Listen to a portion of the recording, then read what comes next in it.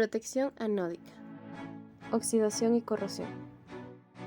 La corrosión es una reacción química en la cual el metal entra en deterioro al estar expuesto en el medio ambiente. Y además, durante este proceso, el metal pierde propiedades mecánicas y sus características, es decir, a mayor corrosión, mayor deterioro. En el caso de la corrosión no puede eliminarse, como sí sucede en la oxidación, ya que la superficie se deforma y se agrieta.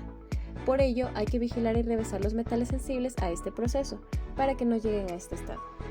Por otro lado, la oxidación se genera cuando el metal entra en contacto con el oxígeno.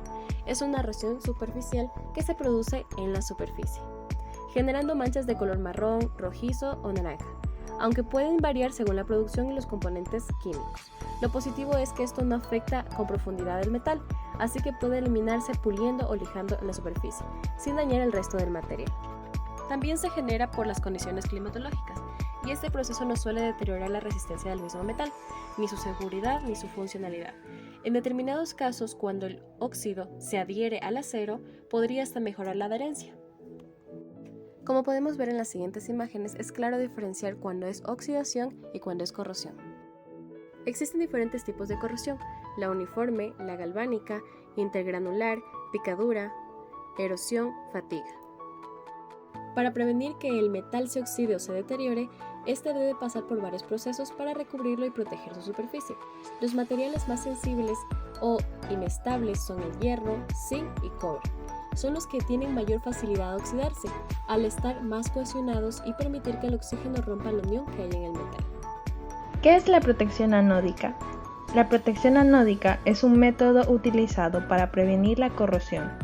Este método se usa con mayor frecuencia en entornos altamente corrosivos para proteger al metal sumergido en una solución con cualidades ácidas o básicas poco comunes. Procesos utilizados para la protección anódica. El proceso por el cual se consigue la protección anódica se denomina anodizado, siendo el que se aplica al aluminio uno de los más significados. Las capas de óxido de aluminio por procedimientos electrolíticos o de anodizado presentan una gran resistencia a la corrosión y constituyen una base excelente para una posterior coloración. A continuación se explicará acerca del proceso del anodizado electrolítico con ácido sulfúrico del aluminio. Para empezar con este proceso debemos preparar químicamente la superficie que vamos a anodizar. A esto se le denomina desengrase. Para ellos lo sometemos a un baño de desengrase para así asegurar una superficie limpia. A continuación se lleva a cabo un lavado con abundante agua y agitación. Después se lleva a cabo un baño de decapado y satinado químico, que tiene como objetivo eliminar el óxido natural y dejar el aluminio con un aspecto satinado. Seguidamente realizamos otro lavado y un neutralizado para poder eliminar los posibles restos del decapado anterior. Luego se realiza otro lavado para evitar las contaminaciones al proceso siguiente. Hasta este punto del proceso ya tenemos el aluminio preparado para la anodización. Para ello introducimos el aluminio a un baño electrolítico. Es importante recordar que la oxidación anódica consiste en la formación de una capa de óxido del mismo material y no de otros productos. Posteriormente se procede a varios lavados para su total limpieza y, si es requerido, se puede proceder a una coloración. Por último, se lleva a cabo uno de los procesos más importantes, que es el sellado, y es el proceso que condiciona a la resistencia de la corrosión de la capa anódica. También es importante saber que la protección anódica es comúnmente utilizada para proteger al metal en soluciones con niveles de hidrógeno pH inusualmente altos o de bajo potencial, que indican la naturaleza ácida o básica de una solución. La protección anódica se usa con mayor frecuencia para el acero. Esta técnica generalmente se puede encontrar en fábricas que trabajan con soluciones de pH alto o bajo, particularmente ácido sulfúrico, ácido fosfórico o ácido crómico. También existen otros materiales de sustratos menos utilizados que pueden beneficiarse de la protección anódica. ¿En qué se diferencia la protección anódica de la protección catódica? Por lo general, la protección anódica se usa para proteger el metal en ambientes demasiado corrosivos para que otros métodos de protección como la protección catódica sean efectivos. La protección catódica difiere de las técnicas anódicas porque la protección catódica utiliza una varilla metálica llamada cátodo de sacrificio para corroer en lugar del metal protegido. Esta técnica se usa generalmente en agua, mientras que en los métodos de protección anódicos se usan en entornos más corrosivos. También se dice que en la aplicabilidad del metal, en la protección anódica es solo para metales en pasivación. En la protección catódica es para todos los metales. La instalación en la protección anódica es alta y por lo contrario en la protección catódica es baja. Las operaciones en la protección anódica es muy baja y en la protección catódica es regular alta. Y las condiciones de operación en la protección anódica puede ser con precisión y rapidez por mediciones electroquímicas. Por lo contrario, en la protección catódica debe ser normalmente determinada por ensayo empírico.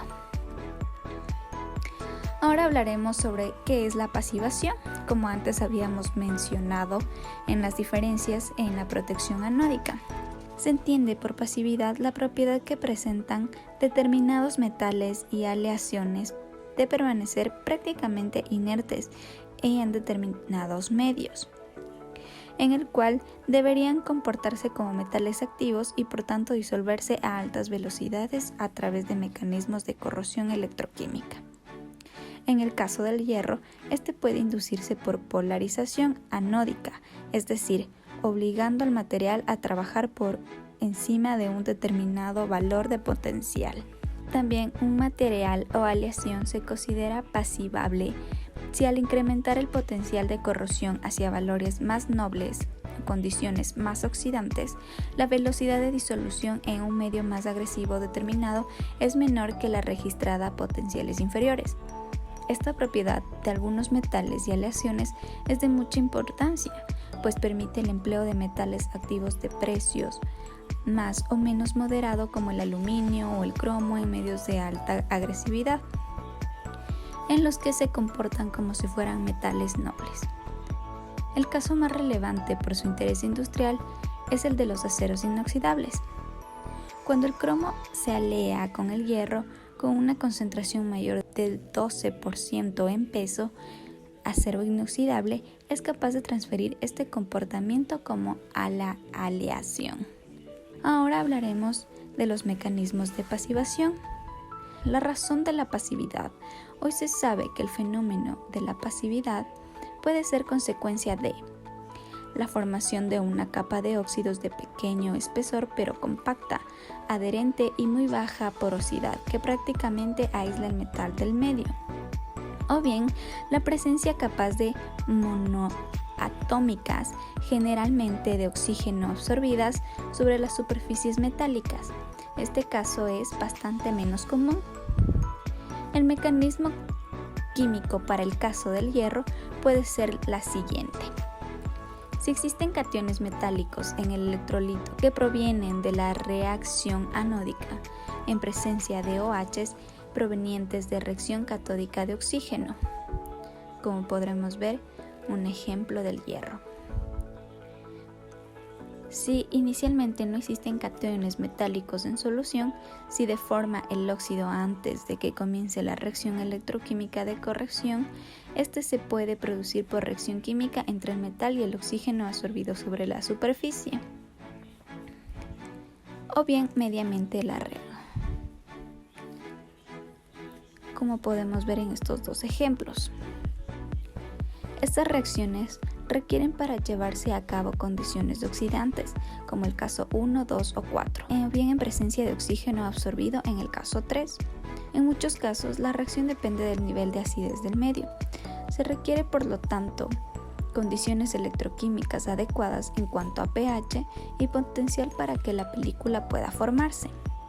En caso del circonio, presenta una gran resistencia a la corrosión en presencia de medios ácidos, no oxidantes con cloruros e incluso a altas temperaturas. Si el ácido es anhídrido, su resistencia es muy baja, pues en ausencia de agua no es posible la formación de la capa pasiva. Para espesores de película del orden de Angstroms, el campo que se genera toma valores comprendidos entre 106 y 107 voltios sobre centímetro, lo que justifica el transporte iónico por migración. A medida que la película crece, el campo disminuye hasta alcanzarse un estado estacionario en cual la velocidad de formación de la película es igual a la velocidad de disolución de la misma en el medio.